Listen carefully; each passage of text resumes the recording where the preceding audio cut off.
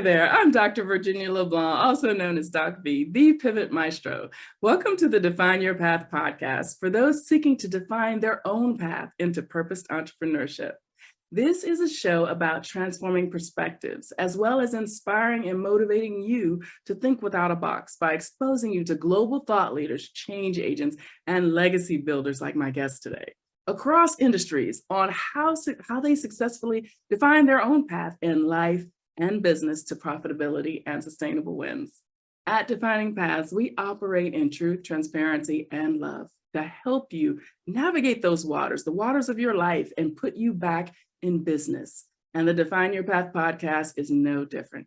It all starts in the mind. Will you be the captain or the crew is the question. So today's spotlight is with Clarissa Constantine. Clarissa is the founder of Parent Tween Connection and runs the company with her husband, Joe Constantine. She is an entrepreneur with a 20-year career in test prep tutoring, management, and training.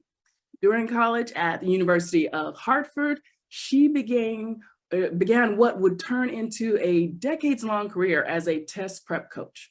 Clarissa is highly respected, folks, by her students, clients, and colleagues alike for her tenacity and can-do attitude.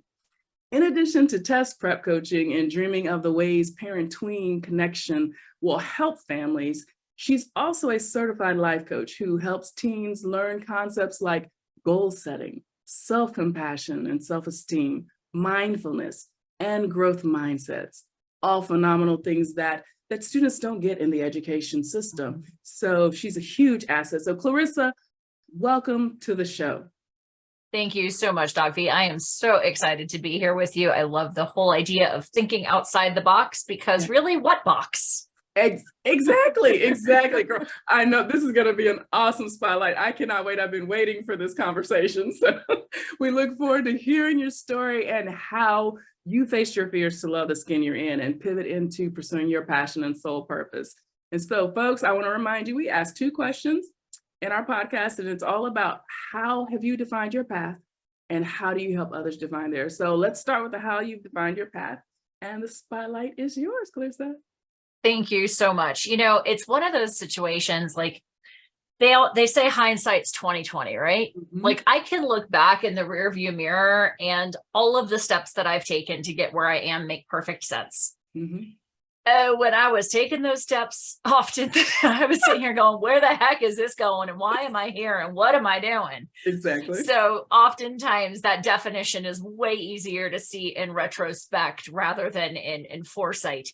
So the way I usually tell it, my mom and I struggled. We had a rough navigation, if you will, through my teenage years and through my young adult years and my perhaps not so young adult years. That's part number 1. Part number 2, I was a broke college kid trying to figure out how to get my way through school, making, $4.25 on campus. I know that dates me. But, I started, I was constantly hawking the job boards going, how can I make more? How can I make more? Because it was just always a case of like, there always seemed to be months left at the end of the money. Absolutely. As a college kid. And so I was always hawking the job boards and found a gig as a test prep coach. And lo and behold, I was like, hey, I'm actually a pretty good tutor. I helped my friends with math in high school. I was like, I can do that. And I had zero concept as I was pursuing a degree in music production, AKA audio engineering. Yes. Had no idea I'd still be doing test prep coaching 24 years later. And, along the way, like I enjoyed it. I'm good at it. I'm well compensated for what I do. But I also recognized I've felt for a long time, there's something more. There was also an aspect that I recognized that I feed into the system of inequity that exists in the college admissions world. So, few years ago, friends of ours, mine and my husband's, were navigating some really challenging things with their daughter, who was 15 at the time. And the mom said to me, I mean, when I say the mom was terrified that her daughter was going to come home pregnant, in jail, or dead, like I am not being exaggerative in that one iota. Like those were the decisions she was making. It's real. Exactly. And the phrase that my girlfriend said to me was, I just wish I had other parents to talk to. And Doc, it was like a light bulb for me. And I was like, this is my something more. I love it.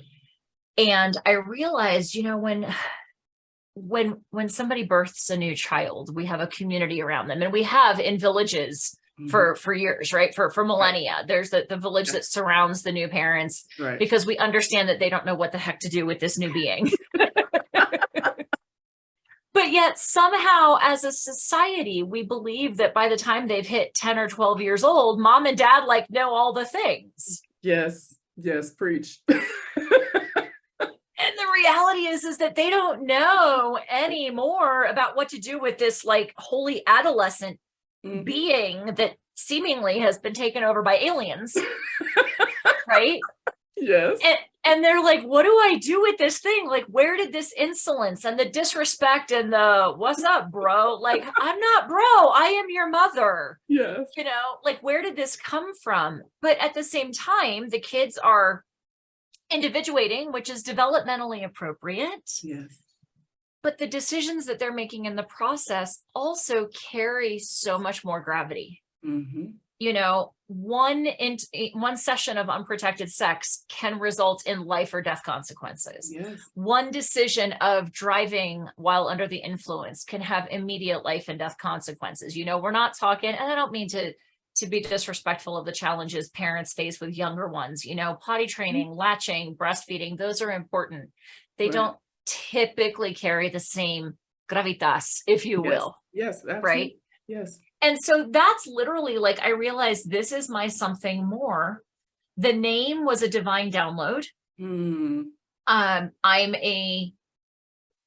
know, when it comes to defining my path, like once that lightning bolt struck and I kind of worked through the initial phases of what do I do with this?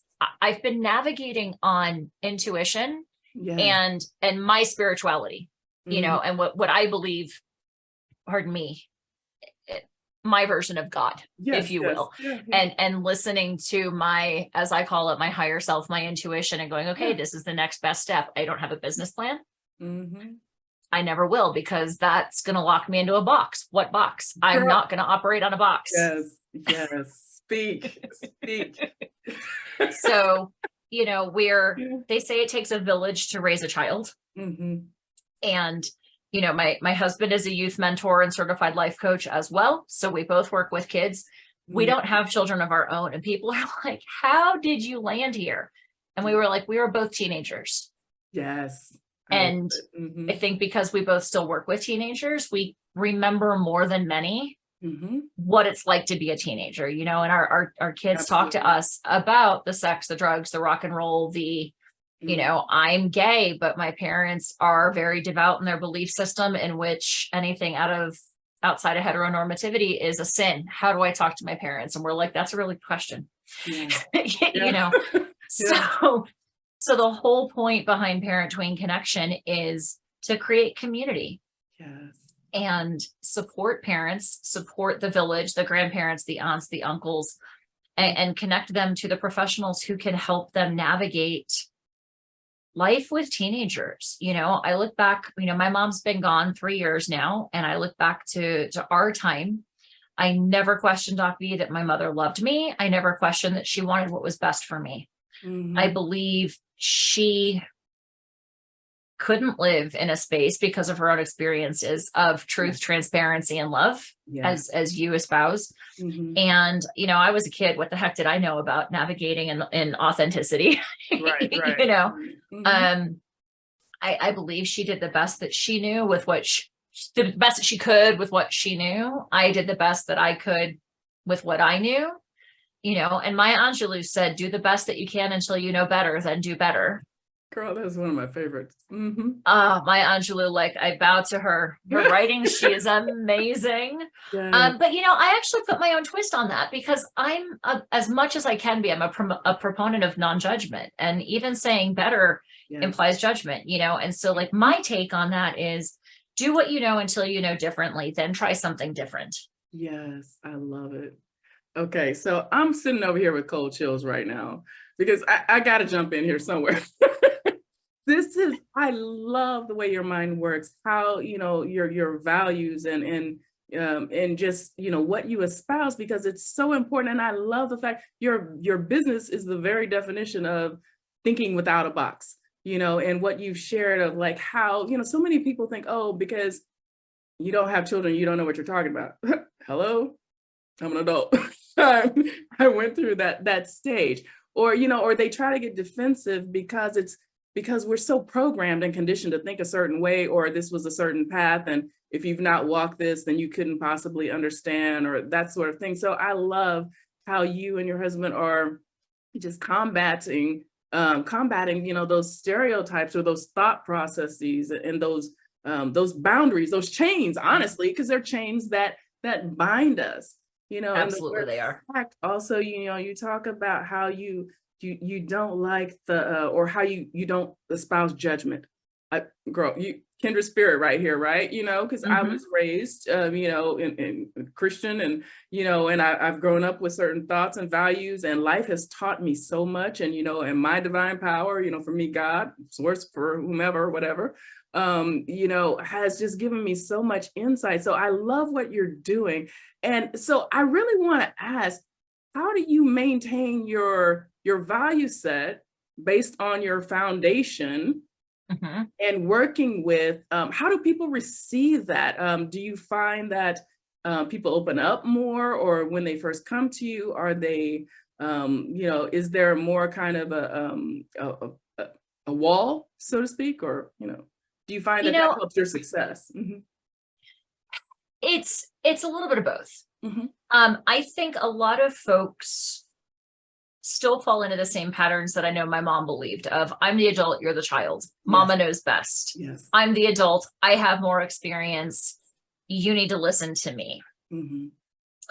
And I think there's certainly absolutely something to be said for, like, we have life experience. My best friend right now is, it's so, as we're recording this, it's a few days before Thanksgiving. Her 13-year-old son is making pies to Mhm. raise money for a trip that he wants to take. So she was like, we are going to limit you to 10 pies.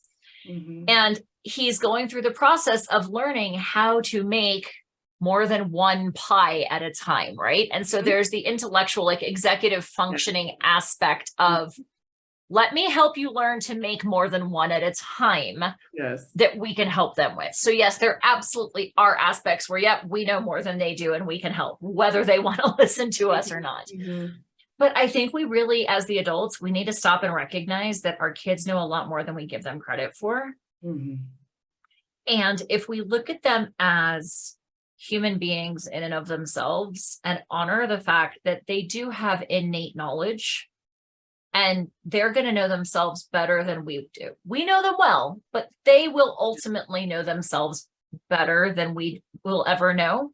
And Mhm. if we honor that, and I think there's an aspect as adults that, and not even as adults, just as humans in our society, that we're not allowed to be wrong.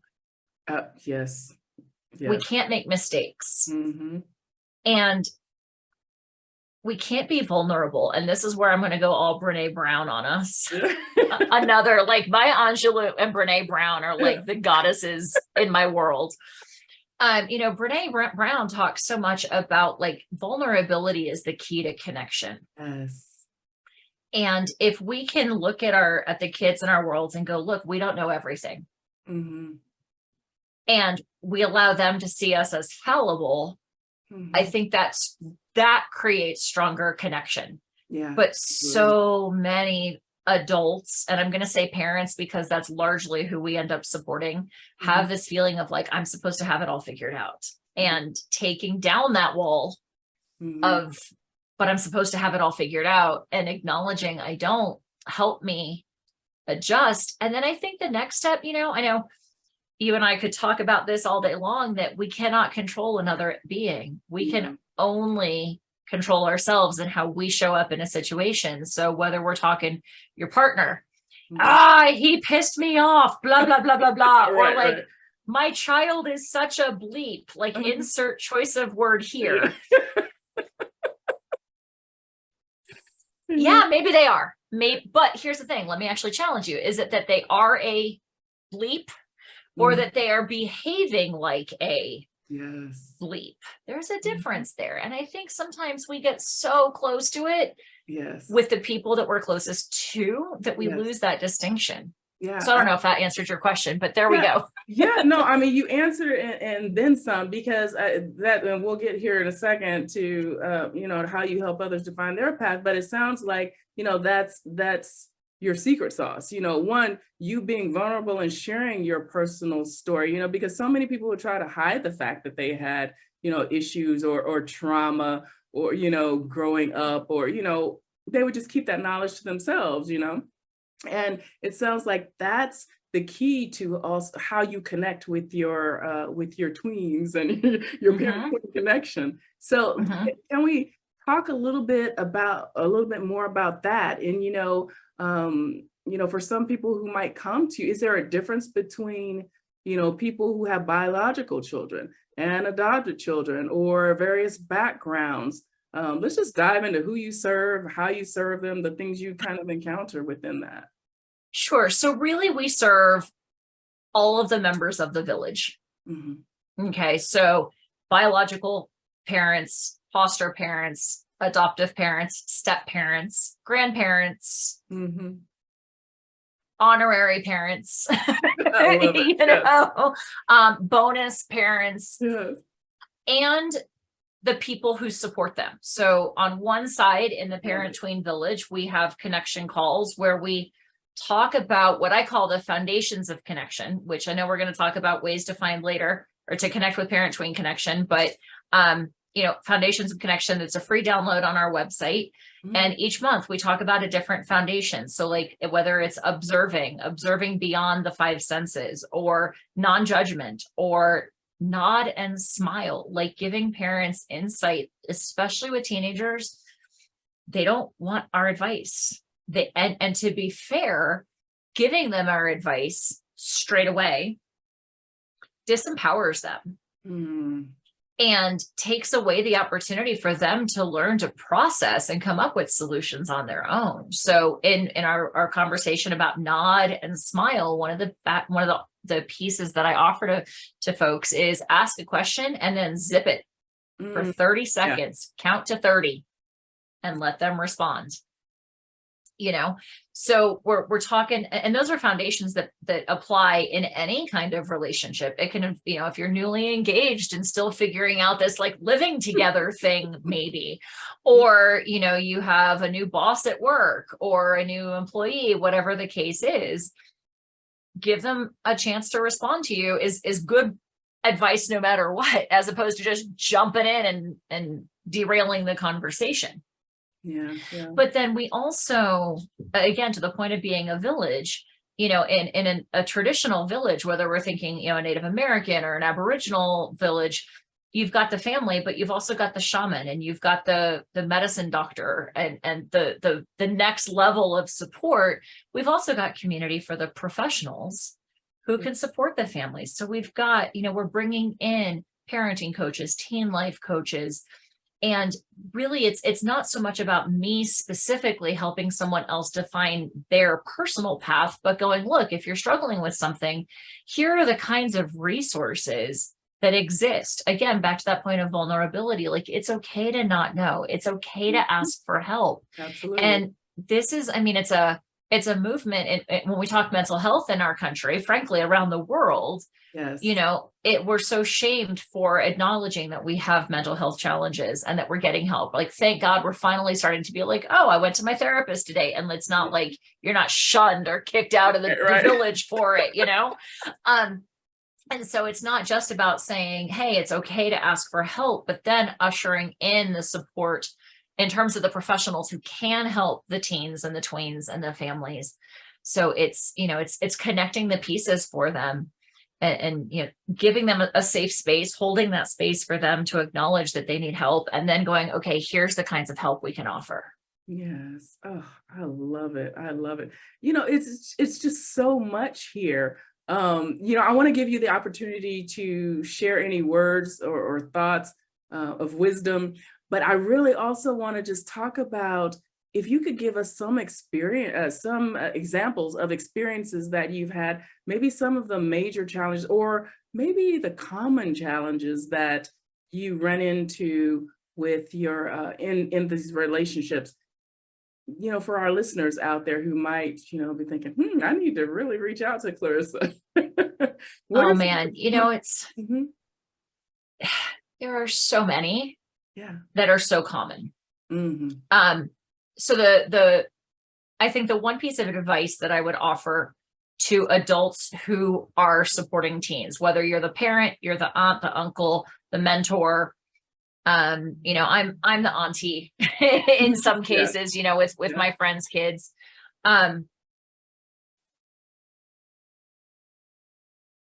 Actually, two pieces. Number one, we are the adults. We are the ones who have the fully formed frontal lobes, Mm. which, by the way, those aren't actually fully formed until you're like 25. So if your kid is 15, please know you've got 10 more years. I don't mean to be like good luck, but good luck. We're the adults. We have to act like it. Mhm. And if you recognize that you are getting triggered by something, find the help. Mm. Whether it's a therapist, a coach, whatever, in a house of worship, if that's a safe place for you, get the help to act like the adult if you're recognizing that you're not acting like the adult. Because you know what? As I was talking to a parent today, he's like, my 8-year-old, he's a caveman emotionally. He's not wrong. But you know what, Dad? You're in your 40s or 50s. You are no longer a caveman. Yeah. And if you are, we can get you help to not be so caveman-ish, right? Yes. So number one, we're the adults. We have to act like it. Number two, if you think your kids aren't having conversations about sex, drugs, and rock and roll, please reconsider. It is not about a question of whether they are having the conversations. The question is whether we as the adults are part of the conversations. Wow. So that ties back into we're the adults. We need to take the initiative to have these conversations with our kids. Kids are talking about things way earlier than we realize. They're talking about sex. They're talking about pornography. They're talking about drugs. They're talking about alcohol. They're talking about all kinds of things. They're talking about mental health. They're talking about suicide way younger than you think they are. So it is not inappropriate to start having age-appropriate conversations with them at 6, 7, 8 years old. We've got kids at 9 and 10 years old talking suicide. And if that is horrifying, good, it is. Like, if you find that that's horrifying, it should be. And so we have to open these conversations with our kids younger. Yes. Yeah, because those were two excellent, brilliant points. And if we think about it, the kids are watching television at a young age. They're out of the house going to, pre-K and so on and so forth. And, everybody's household is different. So they're having these different experiences, they're having conversations in school. So whereas you want to protect them, or you think you're protecting them about, not speaking about certain things, or thinking, convincing yourself that they're not. Really, we're feeding into that vehicle that is conditioning and programming, the social cultural conditioning and programming. And so I think what you are doing is phenomenal.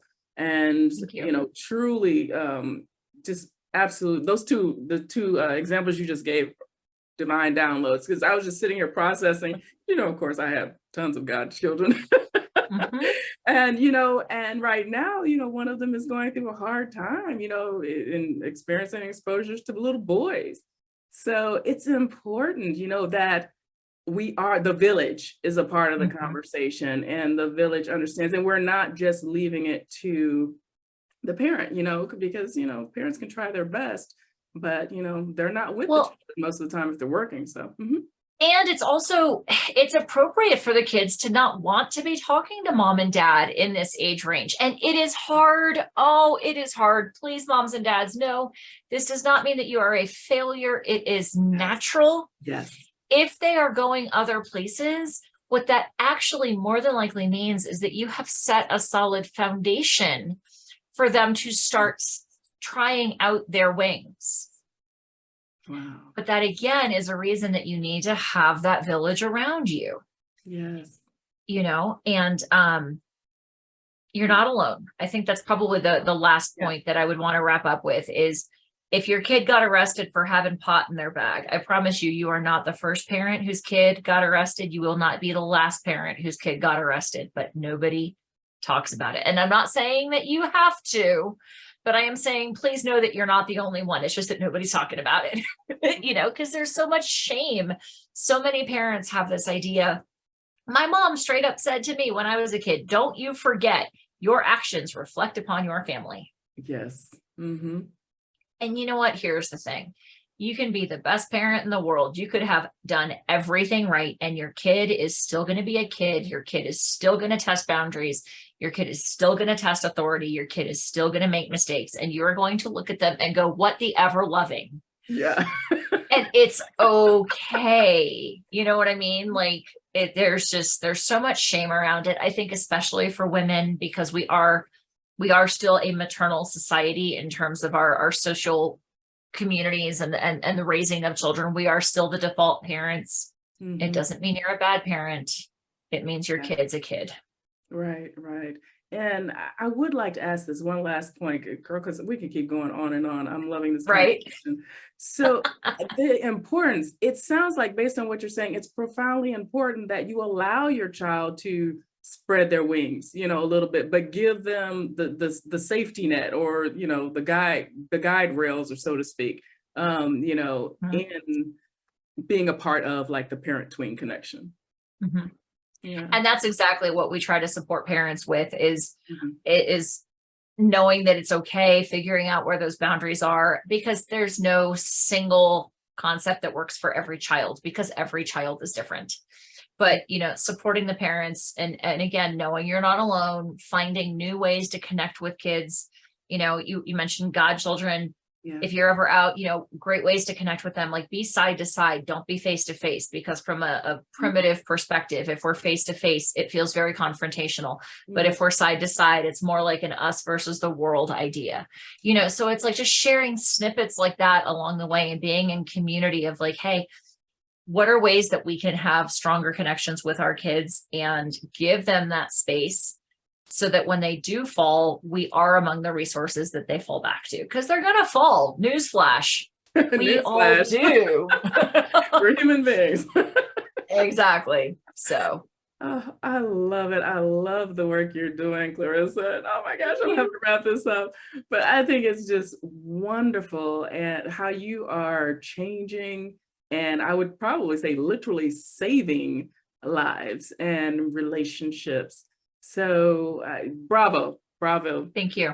And yes, that is the goal. Awesome. Yes.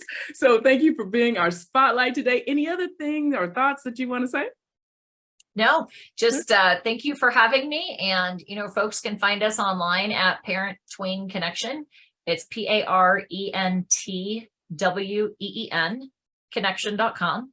We primarily support families with kids between the ages of 10 and 20, but we definitely have some folks who are there with, whose kids are younger, and they're like, hey, we are watching and we are learning, because it's not like things magically change when, they hit double digits. A lot of these foundations are laid earlier. And if you go to our website, you can find us on all of our social media, join our Facebook group, join the village. Excellent. Folks, connect with Clarissa and her organization, Parent Tween Connection.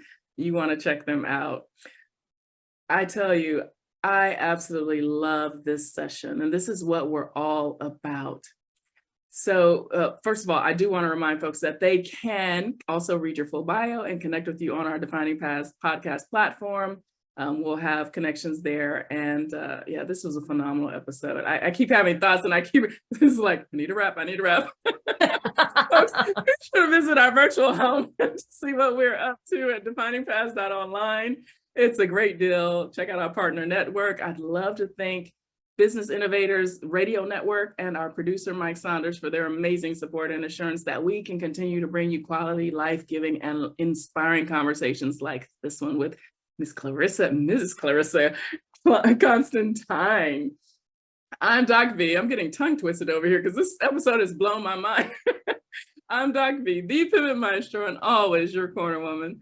Be true to you and define your path so that you may be your own boss in mind, body, soul, and business. We'll see you on our next episode. Clarissa, thank you for being here, girl. You're going to have to come back. Thank you so much, Doc V.